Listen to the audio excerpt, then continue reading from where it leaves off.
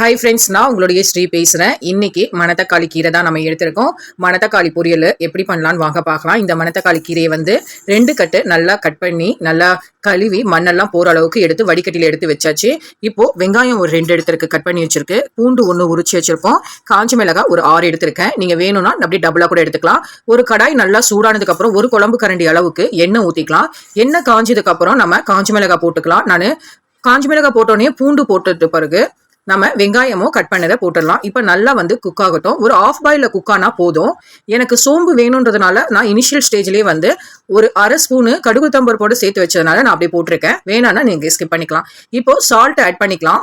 நீங்கள் சால்ட்டு வேணாலும் ஆட் பண்ணிக்கலாம். நான் எனக்கு வந்து கல்லுப்பு நான் ப்ரிஃபரன்ஸ் பண்ணுறேன், அதனால நான் பண்ணியிருக்கேன்.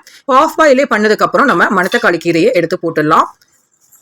இது ரொம்ப வீடியோ லென்த்தியாக இருந்தனால நான் கட் பண்ணி போட்டிருக்கேன். ஆனால் வெங்காயம் ஒரு ஆஃப் பாயிலாவது குக் ஆகணும். அதுக்கப்புறம் நம்ம கீரை எடுத்து போட்டுடலாம்.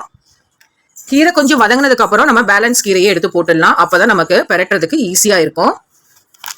மணத்தக்காளி கீரை வந்து ரொம்பவே ஹெல்த்தியான கீரை. வயிற்றுல இருக்கிறது, குடல்ல இருக்கிற அந்த புண்ணெல்லாம் வந்து குணப்படுத்துறதுக்கு மணத்தக்காளி கீரை ரொம்பவே உதவியா இருக்கு. வாய்ப்புண் இருக்கா, அப்போ மறக்காம இந்த கீரையை சாப்பிடுங்க. மணத்தக்காளி இலைய பிழிஞ்சி சாறு எடுத்து தண்ணியில கலந்து குடிச்சோன்னா வாய்ப்புண்ணும் மறையும். அதையே நீங்க அந்த தண்ணியை வாய் கொப்பளிக்கவும் செய்யலாம். வாய்ப்புண் இருந்தாலும் குணமடைஞ்சிடும். அந்த அளவுக்கு மணத்தக்காளி கீரையில நிறைய ஹெல்த் பெனிஃபிட்ஸ் இருக்கு. நோய் வராமல் தடுக்கிறதுக்கு ரொம்பவே ஹெல்ப்ஃபுல்லாக இருக்குது. நோய் ஏற்பட்டாலுமே அதை சீக்கிரமாக குணப்படுத்துகிற சக்தியும் இந்த மணத்தக்காளி கீரை இருக்குது. நீங்கள் மணத்தக்காளி கீரையை சூப் வச்சு கூட சாப்பிட்லாம். அந்த அளவுக்கு ஹெல்த்தியான ஒரு மணத்தக்காளி கீரையை நாங்கள் இன்னைக்கு சமைச்சு தான் நாங்கள் சாப்பிட்டோம். இப்போ நல்லா நம்ம வந்து மிக்ஸ் பண்ணிக்கலாம். கீரையை மூடி போட்டு நம்ம குக் பண்ண வேண்டாம். நம்ம அப்படியே வந்து குக் பண்ணால் போதும். சிலர்த்தவங்க கீரை வந்து ஒரு ஆஃப் பாயில் குக் ஆனால் போதும்னு நினைப்பாங்க. அப்போ தான் அதோடைய ஹெல்த்தெல்லாம் அதோடைய சத்துக்கெல்லாம் அப்படியே உடலில் சேரும்ட்டு. இந்த ஸ்டேஜில் நம்ம சால்ட் ஆட் பண்ணிக்கலாம். அப்போ தான் வந்து சால்ட்டு கரெக்டாக இருக்கும். இதுக்கு முன்னாடியே நம்ம சேர்த்தோன்னா அது அளவு தெரியாமல் போயிடும். ஸோ இந்த ஸ்டேஜில் நம்ம சால்ட்டெல்லாம் ஆட் பண்ணிவிட்டு வாயில் வச்சு பாருங்கள், டேஸ்ட் பண்ணி பாருங்கள்.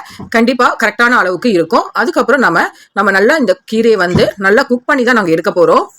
நல்லா குக் ஆகட்டும். ஒரு 3/4 கீரை வெந்தா போதும். ரொம்ப 100% குக் ஆகணுன்ற அவசியம் இருக்காது.